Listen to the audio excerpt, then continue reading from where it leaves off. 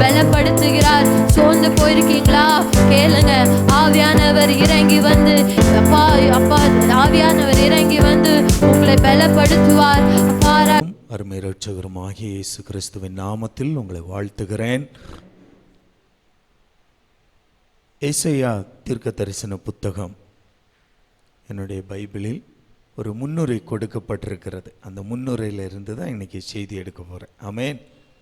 அல்லேலூயா, அல்லேலூயா. ஏசாயா புத்தகம், அந்த ஏசாயா என்ற அந்த சொல்லுக்கு சல்வேஷன் ஆஃப் ஜெகோவா, ஆண்டவருடைய ரட்சிப்பு என்று அர்த்தம். ஆமென். அல்லேலூயா, அல்லேலூயா. இப்போ இந்த ஏசாயா வாழ்ந்த காலம் என்பது கிமு 8ஆம் நூற்றாண்டின் பிற்பகுதி. ஆமென். அப்போ இயேசு பிறப்பதற்கு ஏறக்குறைய 7 நூற்றாண்டுக்கு முன்பு. ஆமென். அல்லேலூயா, அல்லேலூயா. இப்போ இவர் வாழ்ந்த நாட்கள், இந்த அதிகாரம் 66 அதிகாரங்கள். ஆமென். அல்லேலூயா. முதல் 39 அதிகாரங்கள் வாழ்க்கையின் ஒழுக்கத்தை குறித்து போதிக்கிறது. ஆமென். விக்கிரக ஆராதனைகளை குறித்து இருக்கும், கர்த்தரை விட்டு பின்வாங்குகிற பாவங்களை குறித்து இருக்கும். இப்படியாய் அடுத்த 27 ரட்சிப்பின் நற்செய்தி. ஆண்டவர் அந்த ஜனத்தை எப்படி ரட்சித்து அவர்களை ஆசீர்வதிக்கிறார் என்பதாக இருக்கும். ஆமென். அல்லேலூயா. பைபிளில் மொத்தம் எத்தனை அதிகாரம்? 66. அதே 66 அதிகாரம் உள்ள ஒரு புத்தகம். அதனுடைய பொருள் என்னவென்றால், மொத்த பைபிளினுடைய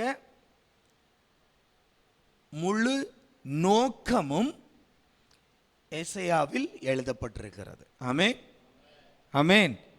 ஜனத்தினுடைய வீழ்ச்சி, ஜனத்தினுடைய ரட்சிப்பு, ரட்சிக்கப்பட்டவர்களுடைய ஆசீர்வாதம். ஆமென். அதுதான் அதனுடைய அடையாளம். இதுதான் அந்த ஏசாயா தீர்க்க தரிசன புத்தகத்தை குறித்த ஒரு முன்னுரை. இந்த அதிகாரத்தை 3 பகுதியாய் பிரிக்கிறார்கள். முதல் அதிகாரம் 1 to 39 வரை என்ன நடக்கிறது என்றால், பாருங்க, யூத ஜனத்துக்கு சத்துருவாய் அசீரியர்கள் எழும்புகிறார்கள். ஆமென். அல்லேலூயா. இப்போ ஏசாயாவுடைய காலத்தில் யூத ஜனத்துக்கு சத்ரு யாரு? அசீரியா, அசீரிய ஜனங்கள். ஆமென். இப்போ இந்த ஜனங்கள் இவர்களுக்கு விரோதமாய், அதாவது கர்த்தருக்குடைய ஜனத்திற்கு விரோதமாய் எழும்பி இருக்கிறார்கள். இப்போ யூதர்களுக்கு சத்ரு யாரு? அசீரியர்கள். இதுதான் அன்றைக்கு இருக்கிற நிலைமை. ஆனால் ஏசாயா வந்துதான் அதில் ஒரு காரியத்தை கண்டுபிடிக்கிறார். சத்துரு வெளியில் அல்ல, அவர்களுக்கு உள்ளில் இருக்கிற ஒழுக்க கேடுகள் தான் கர்த்தரை விட்டு அவர்களை பின்வாங்க வைத்திருக்கிறது. ஆமென். அல்லேலூயா, அல்லேலூயா. பாருங்க, இப்போ இதை படிக்கும்போது, இதை வாசித்து கொண்டிருக்கும் போது ஆண்டவர் சில ஏவுதல்களை தந்தார். அதை உங்களோடு பகிர்ந்து கொள்ளுகிறேன். ஆமென். நம்ம பொதுவாகவே சத்துருவை எங்க தான் தேடுவோம்? வெளியில தான் தேடுவோம். ஆமென். அல்லேலூயா. நம்முடைய சத்துருவை நாம எங்க தான் தேடுவோம்? வெளியில தான் தேடுவோம். கர்த்தருக்கு விரோதமாய் பிசாசு என்ன அப்படி செய்துட்டான், பிசாசு என்ன ஜெபிக்க விடல, பிசாசு என்ன மோசம் பண்ணிட்டான், பிசாசு என்ன குடிக்க வச்சுட்டான், பிசாசு என்ன தம் அடிக்க வச்சுட்டான், பிசாசு என்ன பாவம் செய்ய வச்சுட்டான். ஆமென். இது நம்முடைய தவறல்ல, நம்முடைய பாட்டி காலத்துல இருந்தே இதான் நடக்கு. ஆமென். அல்லேலூயா, அல்லேலூயா. ஏதேன் தோட்டத்துல பாட்டியம்மா கிட்ட வந்து ஆண்டவர் கேட்டார், ஏவாளே விலக்கப்பட்ட கனியை புசித்தாயோ? ஆமா ஆண்டவரே, புசித்து விட்டேன்னு சொல்லி இருக்கலாம். ஆமென். அல்லேலூயா, அல்லேலூயா, அல்லேலூயா. பாட்டியம்மா என்ன சொன்னாங்க? சர்ப்பம் என்னை வஞ்சித்தது. பிரச்சனை யார் தான்? நான் இல்லை, சர்ப்பம் தான் பிரச்சனை. ஆமென். அல்லேலூயா, அல்லேலூயா. நாம இருந்தா இன்னும் ஒரு ஸ்டெப்பு போய் கேட்டிருப்போம், நீர் எதுக்கு அங்க போய் சர்ப்பத்தை வச்சிரு. ஆமென். பாட்டியம்மா கொஞ்சம் பொறுமையா சொல்றாங்க. ஆமென். நான் இல்லை ஆண்டவரே, யாரு? சர்ப்பம் வஞ்சித்தது. அப்போ என் சத்ரு எங்க தான் இருக்கிறான்? வெளியில தான் இருக்கிறான். நான் இல்லை ஆண்டவரே. ஆமென். உம்மை விட்டு நான் பிரிய காரணம், உம்மிடத்திலிருந்து நான் விலக காரணம், உம்மை விட்டு நான் தூர போவதற்கு காரணம் ஆண்டவரே நான் அல்ல, எனக்கு ஒரு சத்ரு வெளியில் இருக்கிறான், இவன் பண்ணுகிற வேலை தான் இது. ஆமென். அல்லேலூயா. சீசர்கள் ஒரு முறை, சீசர்களோடு இயேசு ஒரு முறை அப்படியே வயல் பக்கமா நடந்து போய் கொண்டிருக்கிறார். இப்போ சீசர்களுக்கு பசி, டக்குன்னு கையை போட்டு என்ன செய்துட்டாங்க? கோதுமை மணியை புடுங்கி சாப்பிட்டுட்டாங்க. பசி. ஆமென். இதை யாரு கண்டுட்டா? யூதர்கள் கண்டு விட்டார்கள். ஆமென், ஆமென். உடனே வந்துட்டானுங்க. ஆமென். உம்முடைய சீசர்கள் என்ன செய்யல?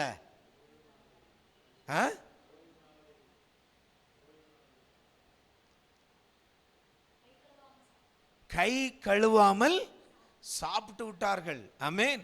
யூதர்களுடைய முறைப்படி நமக்கு தெரியும், செய்திகளை கேட்டிருக்கலாம், நானே சொல்லி இருக்கிறேன். ஆமென்.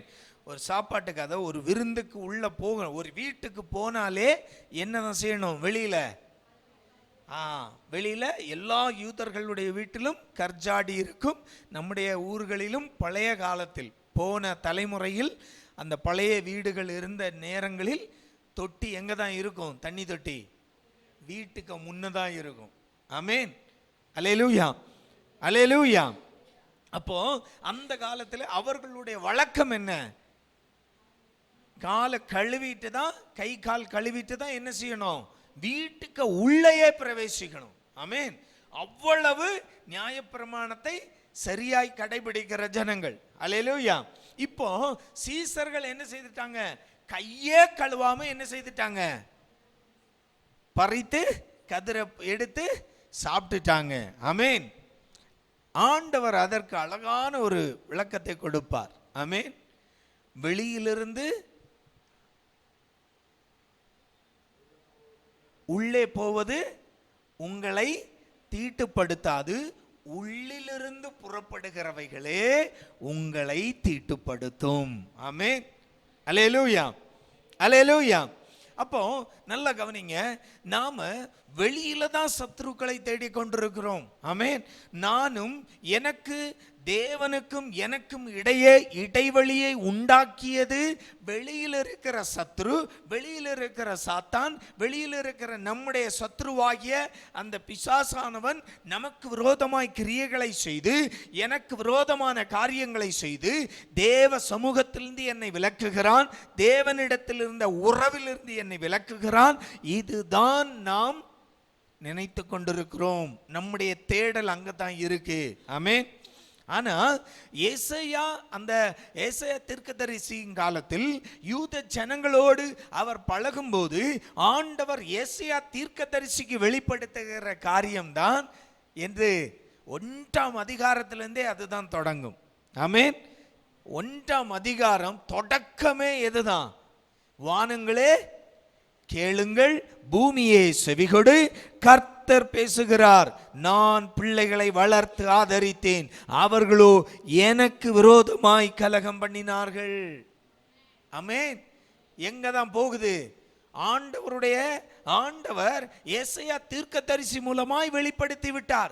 இவனுங்க பிரச்சனை வெளியில இருக்கிற அசீரியன் அல்ல, இவனுங்களுடைய ஒழுக்கக்கேடு, இவர்களுடைய ஒழுக்கக்கேடுகள், இவர்களுடைய விக்கிரக ஆராதனை, இவர்கள் எனக்கு விரோதமாய் செய்கிற காரியங்கள் தான் எனக்கும் இவர்களுக்கும் இடையே இடைவெளியை உண்டாக்கி விட்டது. ஆமென். அல்லேலூயா. அப்போ பிரச்சனை வெளியில இல்ல, பிரச்சனை வெளியில இருக்கிற சத்ருவின் மேல் அல்ல, பிரச்சனை அசீரியர்களிடம் அல்ல, பிரச்சனை யாரிடத்தில் இருக்கிறது? யூதனிடத்தில் இருக்கிறது. ஆமென். இதை வெளிப்படுத்துகிற தீர்க்கதரிசியாகத்தான் ஏசாயாவை ஆண்டவர் அங்கு வெளிப்படுத்துகிறார். ஆமென். அல்லேலூயா, அல்லேலூயா. பாருங்க, 3 ராஜாக்களுடைய காலத்துல ஏசாயா தீர்க்கதரிசியா இருந்திருக்கிறார். ஆமென். அல்லேலூயா, அல்லேலூயா, அல்லேலூயா. பாருங்க, அப்போ இந்த யூத ஜனங்கள், அதாவது வெளியில் சத்துருக்களை தேடிக்கொண்டு வெளியில் இருக்கிற சத்துருக்களின் மேல் பழியை போட்டு இப்படியாய் கர்த்தரிடத்திலிருந்து விலகி இருந்த இந்த யூத ஜனங்களை கர்த்தர் என்ன செய்கிறார்? ஏசாயா தீர்க்கதரிசியை எழுப்பி அவர்கள் குற்றங்களை, அவர்கள் குறைகளை என்ன செய்கிறார்? வெளிப்படுத்துகிறார். ஆமென். அல்லேலூயா. 1 to 39 அதிகாரம் வரைக்கும் அதுதான் இருக்கும். ஆமென். அதாவது ஜனங்கள் எப்படிப்பட்ட, பாருங்க 3வது வாக்கியம் 1:3. மாடு தன் எஜமானை, கழுதை தன் ஆண்டவனின் முன்னணை மறையும், இஸ்ரவேலோ அறிவில்லாமல் என் ஜனம் உணர்வில்லாமல் இருக்கிறது. ஐயோ, பாவமுள்ள ஜாதியும் அக்கிரமத்தால் பாரம் சுமந்த ஜனமும் பொல்லாதவர்களின் சந்ததியும் கேடு உண்டாக்குகிற புத்திரருமாயிருக்கிறார்கள்.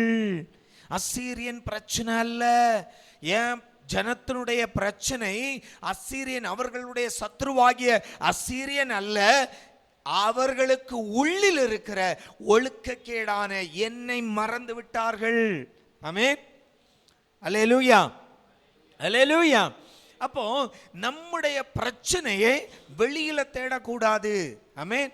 என்னுடைய ஆண்டவருக்கும் எனக்கும் இடையே இடைவெளி ஏற்பட்டதென்றால் இந்த இடைவெளி அவனால் உண்டானது, இவனால் உண்டானது, என்னுடைய என்னுடைய தகப்பனால் உண்டானது, தாயால் உண்டானது, கணவன் மனைவி, இப்படி அடுத்தவர்கள் மேல் வெளியில பழியை போடுவதை நிறுத்த வேண்டும்.